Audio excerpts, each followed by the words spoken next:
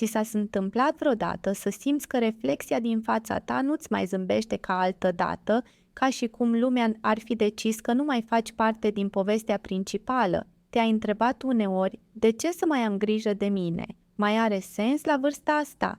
Lasă-mă să-ți spun ceva esențial. Da, are sens. Și azi îți voi dovedi asta. Rămâi până la final. Ultimul motiv este cel care îți va schimba perspectiva. Este ceva atât de puternic, atât de transformator, încât poate schimba modul în care te vezi și modul în care lumea te vede. Este un adevăr care poate transforma nu doar imaginea ta, ci întreaga ta viață. Este timpul să dai la o parte acele gânduri de nu mai merită și să descoperi de ce să te îngrijești în fiecare zi poate fi cel mai puternic act de iubire de sine pe care îl poți face. Motivul numărul 7. Știința din spatele autoîngrijirii. Știai că există studii științifice care demonstrează că ceva atât de simplu ca să te îngrijești în fiecare zi poate literal să-ți reprogrameze creierul? Da, să îl reprogrameze astfel încât totul să meargă bine. Nu este fascinant, dar așteaptă, pentru că aceasta este doar vârful icebergului. Pentru că să te îngrijești în fiecare zi nu este un act de vanitate, este un act de iubire de sine atât de puternic încât îți poate transforma complet realitatea. Când te îngrijești în fiecare dimineață, trimiți un mesaj foarte clar creierului tău. Eu contez, această zi contez, această viață este importantă. Și crede-mă, creierul tău ascultă fiecare cuvânt. Dar există mai mult, mult mai mult și aici vine partea cu adevărat interesantă. Motivul numărul 6. Rutina de autoîngrijire. Să vorbim mai întâi despre acel impact științific pe care îl are asupra stimei de sine faptul că te îngrijești în fiecare zi. Și nu-mi inventez nimic. Există studii, regina mea, care demonstrează ceva fascinant. Când te îngrijești, creierul tău se transformă literal. Privește cât de puternic este. De fiecare dată când îți dedici timpul să te îngrijești, corpul tău eliberează dopamină și endorfine, acele hormoni magici pe care oamenii de știință îi numesc hormonii fericirii. Este ca și cum creierul tău ți-ar spune, bravo, regină, așa se face.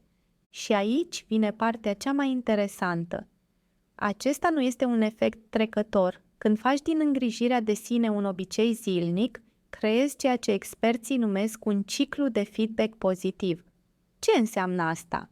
Că în fiecare zi, când te îngrijești, te simți mai bine și pentru că te simți mai bine, ai mai multă poftă să te îngrijești și a doua zi. Și știi ce este cel mai frumos?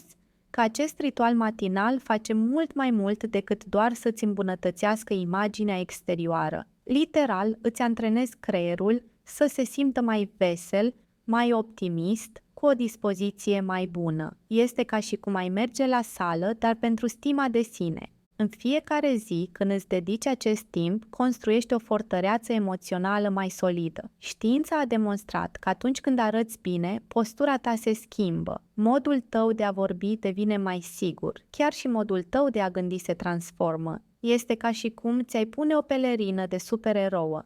Dar în loc să zbori, superputerea ta este să te simți incredibil cu tine însăți. Imaginează-ți asta. În fiecare dimineață când îți iei timpul să te îngrijești, este ca și cum i-ai dat creierului tău o doză de fericire. Și nu vorbesc despre acele amestecuri ciudate de sucuri verzi care sunt la modă, aceasta este mai puternică și mult mai naturală. Este corpul tău răspunzând la dragostea pe care ți-o dai ție însăți. Dar atenție! Nu vorbesc să devii sclava oglinzii sau să petreci ore în fața dulapului în fiecare dimineață. Vorbesc despre crearea unei rutine de autoîngrijire care să te facă să te simți bine și care să fie sustenabilă în timp.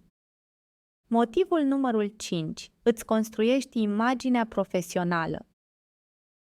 Imaginea ta profesională nu este un joc. Într-o lume în care primele impresii înseamnă totul, să te îngrijești zilnic este arma ta secretă pentru succes. Știi de ce femeile de cel mai mare succes arată întotdeauna impecabil? Pentru că înțeleg ceva crucial. Oamenii nu văd doar munca ta, văd și cum te prezinți. Când te îngrijești, trimiți un mesaj clar.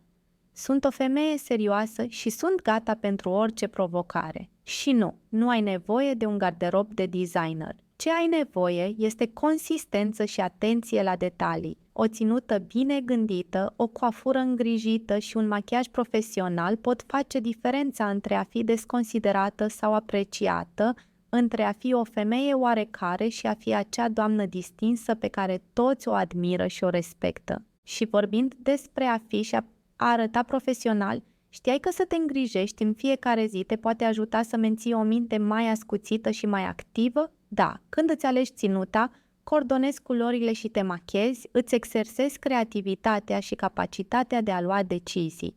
Gândește-te, când te trezești și te îngrijești ca regina care ești, creierul tău primește un mesaj clar, gata să distrug totul. Nu este același lucru să înfrunți o întâlnire importantă în pijama decât îmbrăcată pentru succes. Și nu exagerez. Studiile au demonstrat că persoanele care se îngrijesc pentru muncă, chiar și de acasă, sunt cu până la 30% mai productive. De ce? Pentru că atunci când arăți puternic, te simți puternic. Și ce face o femeie puternică? Este un magnet.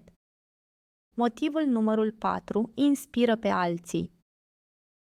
Și aici vine un alt beneficiu pe care puține persoane îl menționează. Când te îngrijești în fiecare zi, creezi amintiri pozitive pentru cei dragi. Nepoții tăi nu te vor ține minte pentru premiile pe care le-ai câștigat sau banii pe care i-ai făcut. Te vor ține minte pentru cum îi făceai să se simtă, pentru prezența ta, pentru parfumul pe care îl purtai întotdeauna, pentru cât de special arătai la întrunirile de familie. Dar există ceva mai mult, ceva cu adevărat puternic, care se întâmplă când faci din îngrijirea de sine un obicei zilnic. Începi să inspiri alte femei. Devii un exemplu viu că auto-îngrijirea nu este un lux, ci o necesitate. Poate că nu vei deveni o influencer sau un model de urmat pe rețelele sociale dacă nu vrei, dar cu siguranță vei obține ceva foarte profund și semnificativ. Să fii un far de lumină pentru alte femei care poate și-au pierdut strălucirea. Pentru că, să fim oneste, de câte ori ai auzit o prietenă spunând: pentru ce să mă mai îngriji? Câte femei cunoști care au renunțat să aibă grijă de ele pentru că cred că momentul lor a trecut? De fiecare dată când te îngrijești, de fiecare dată când te prezinți lumii ca cea mai bună versiune a ta, trimiți un mesaj puternic tuturor acelor femei. Dacă eu pot, poți și tu. Eleganța nu are dată de expirare. Nu contează vârsta, întotdeauna poți fi acea femeie care intră într-un loc și îl luminează cu prezența ei. Și când arăți bine, te simți bine. Și când te simți bine, ești capabilă să înfrunți orice provocare pe care viața ți-o prezintă. Ai o întâlnire dificilă, ținuta ta impecabilă este armura ta. O zi complicată, machiajul tău este scutul tău. O situație stresantă, parfumul tău preferat este amuletul tău norocos. Dar atenție, nu spun că trebuie să te îmbraci ca și cum ai merge la o gală în fiecare zi. Cheia stă în găsirea acelui punct de mijloc între confort și eleganță. Poate fi un ansamblu bine tăiat, cu o bluză frumoasă, o rochie casual, dar elegantă, sau un ansamblu super confortabil, dar coordonat. Important este ca fiecare piesă pe care o alegi să te facă să te simți sigură, confortabilă și frumoasă. Pentru că atunci când te simți așa, acea energie se transmite în tot ce faci. Motivul numărul 3. Îți activezi puterea interioară. Făcând aceste schimbări mici și subtile, poți să-ți activezi puterea interioară. Și știi ce este cel mai frumos la toate acestea? Că funcționează indiferent de vârsta ta, mărimea ta sau bugetul tău. Eleganța și îngrijirea personală nu au de-a face cu prețul hainelor tale sau marca machiajului tău. Au de-a face cu intenția și dragostea pe care le pui în a avea grijă de tine.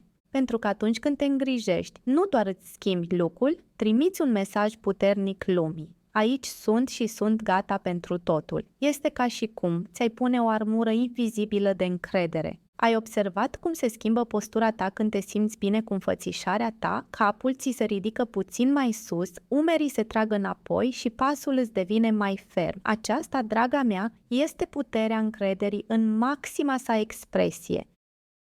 Motivul numărul 2. Îți trezești magnetismul natural. Știi ce se întâmplă când o doamnă se îngrijește cu eleganță? Totul se schimbă, regină. Oamenii îți deschid ușile, te privesc cu respect și chiar și cei mai ocupați se opresc un moment să îți cedeze trecerea. Magie, nu dragă, este puterea magnetică a unei femei care și-a luat timpul să strălucească. Ai observat cum unele persoane par să aibă o aură care atrage pe toți în jurul lor? Nu este o coincidență. Este acel cocktail magic de încredere, îngrijire personală și prezență care se creează când decizi să te prezinți lumii în cea mai bună versiune a ta. Nu se referă doar la haine sau machiaj, este acea aură de siguranță care emerge când știi că arăți bine, când fiecare detaliu al imaginii tale este în armonie cu cine ești. Secretul cel mai dulce este că acest magnetism nu este un dar cu care te naști. Este o putere care se cultivă zi de zi. De fiecare dată când alegi să te îngrijești, este rezultatul natural al acelui angajament zilnic față de tine însăți, al acelei decizii de a te onora prin îngrijirea imaginii tale. Pentru că atunci când te îngrijești, nu doar alegi o ținută, activezi o energie care transformă modul în care te percep alții și, mai important, modul în care te percepi pe tine însăți. Este un hack de viață unde fiecare mic efort de a arăta bine se multiplică într-o prezență magnetică care deschide uși și creează oportunități. Îți imaginezi să pierzi oportunitatea unei prietenii frumoase sau poate a unei relații mature doar pentru că în acea zi ai decis că nu mai merita să te îngrijești. Viața are moduri minunate de a ne surprinde la orice vârstă și a fi pregătită pentru acele momente face parte din onorarea propriei noastre povești. În schimb, o femeie îngrijită atrage privirile tuturor. Motivul numărul 1. Te pregătește pentru oportunități. Cu încrederea vin oportunitățile. Adevărul este că ele nu anunță când vin. De aceea trebuie să fii atentă la tot ce se poate întâmpla. Îți imaginezi să dai peste fostul tău soț și noua lui parteneră la supermarket în timp ce ești în pijama și cu părul făcut un dezastru? Nu, mulțumesc! Deși viața ne surprinde întotdeauna când ne așteptăm mai puțin, este mai bine să fii pregătită pentru orice posibilitate incomodă. Și când ești întotdeauna îngrijită, ești întotdeauna gata. Este ca și cum ai avea o superputere care îți permite să înfrunți orice situație cu grație și stil. Oportunitățile vin când le aștepți mai puțin, dar tu vei fi întotdeauna pregătită. În plus, când te îngrijești în mod consecvent, începi să atragi oportunități ca și cum ai fi un magnet. De ce? Pentru că oamenii răspund la energia pe care o proiectezi. Gândește-te la toate momentele când ai încetat să faci ceva pentru că nu te simțeai prezentabilă. Acele invitații pe care le-ai refuzat, acele oportunități pe care le-ai lăsat să treacă. Totul se poate schimba când faci din îngrijirea de sine o practică zilnică. Și da, vor fi zile când nu vei avea chef, zile când patul te va chema cu mai multă forță, zile când vei gândi, oricum nu voi vedea pe nimeni important. Dar acelea sunt exact zilele în care ai cea mai mare nevoie să menții această rutină, pentru că știi ce? Tu ești persoana cea mai importantă pe care o vei vedea astăzi și meriți să te vezi în oglindă și să te simți mândră de femeia care îți întoarce privirea. Dacă ai ajuns până aici, scrie în comentarii "Mă iubesc" pentru a-mi da seama că ești în comunitatea femeilor care strălucesc cu lumină proprie. Și dacă ai întrebări, mi-ar plăcea să le răspund în videoul nostru de întrebări și răspunsuri duminica aceasta. Dacă vrei să te asiguri că întrebarea ta este o prioritate, folosește super thanks-ul de aici jos, astfel vei ajuta comunitatea noastră să continue să crească. Ține minte, tu meriți să arăți ca o regină.